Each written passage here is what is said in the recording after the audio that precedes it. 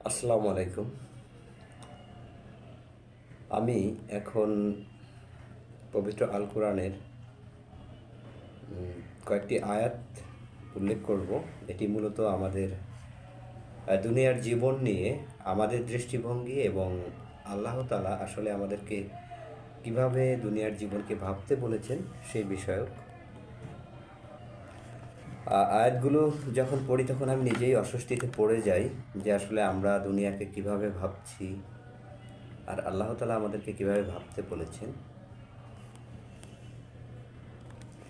একটি আয়াতে আল্লাহ তাআলা বলেছেন যে এই দুনিয়ার জীবন খেলতামাশা ছাড়া আর কিছুই নয়, আর পরলৌকিক জীবনই প্রকৃত জীবন যদি ওরা জানতো। অন্য একটি আয়াতে আল্লাহ তাআলা বলেছেন যে আর পার্থিব জীবন তো ক্রীড়া কৌতুক বই আর কিছুই নয়, আর যারা সাবধানতা অবলম্বন করে তাদের জন্য পরকালের আবাসই শ্রেয়। তোমরা কি তা অনুধাবন করবে না?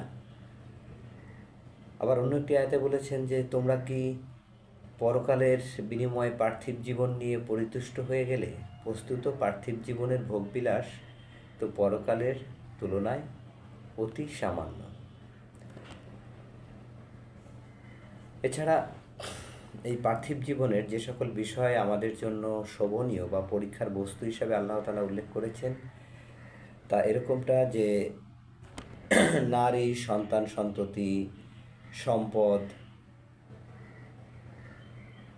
ক্ষেত খামার, এসব কিছুই কমনীয় জিনিসকে আল্লাহ তাআলা মানুষের জন্য শোভনীয় করেছেন, আর এগুলো ইহজীবনের ভোগ্য বস্তু, আর আল্লাহ তাআলার নিকট রয়েছে উত্তম আশ্রয়স্থল।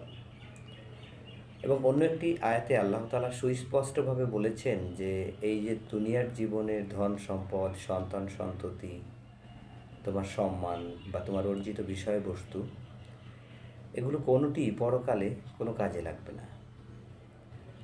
আচ্ছা, তাহলে কি আমরা দুনিয়ার সব ত্যাগ করবো? না, ইসলামে বৈরাগ্যবাদকে নিরুৎসাহিত করা হয়েছে। আল্লাহ তাআলাই বলেছেন জীবিকার অনুসন্ধানে বের হতে। সেক্ষেত্রে মানুষকে তার জীবনের প্রয়োজনের জন্য সংগ্রাম করতে হবে।